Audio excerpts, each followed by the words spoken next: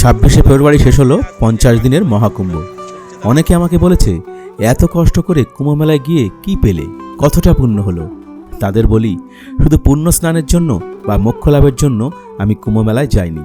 আমি এসেছি বৈচিত্র্যের মধ্যে ঐক্য যে ভারতবর্ষ, সেই মহামানবের সাগর তীরে। নানা ভাষা, নানা মত, নানা পরিধান, বিবিধের মাঝে দেখো মিলন মহান।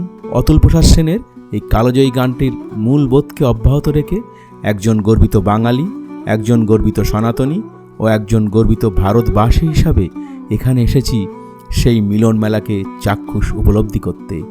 আর যারা ইচ্ছা থাকলেও 144 বছর পর অনুষ্ঠিত এই মহাকুম্ভে আসতে পারেননি, তাদের দেখাবো আমার চোখ দিয়ে, তারা দেখবেন রাজার চোখে। এই মহাকুম্ভ মেলা যেন সারা ভারতবর্ষের ঐতিহ্য ও সংস্কৃতির মিলন মেলা।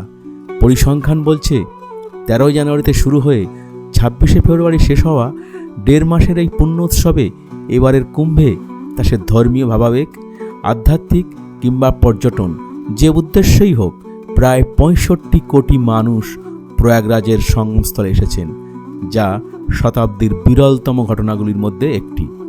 গত 100 বছরে ভারতের কোথাও এত বিপুল জনসমাগম হয়নি। আজ ডিজিটাল যুগে সোশ্যাল মিডিয়ার দৌলতে আমরা অনেকে হয়তো কুম্ভমেলার অনেক ভিডিও, ছবি দেখতে পাচ্ছি। সেখান থেকেও অনেকে উৎসাহিত হয়ে আবেগতাড়িত হয়েছে কুম্ভে যাওয়ার জন্য। কিন্তু এর বাইরেও আছে এক বিরাট ভারতবর্ষ, যাদের আছে সংস্কার ও বিশ্বাস, যেখানে সঙ্গম ঘাটে কিংবা দিল্লি স্টেশনে পদপৃষ্ঠের মতন মর্মান্তিক ঘটনাও তাদের দমাতে পারেনি মহাকুম্ভে যাওয়া থেকে।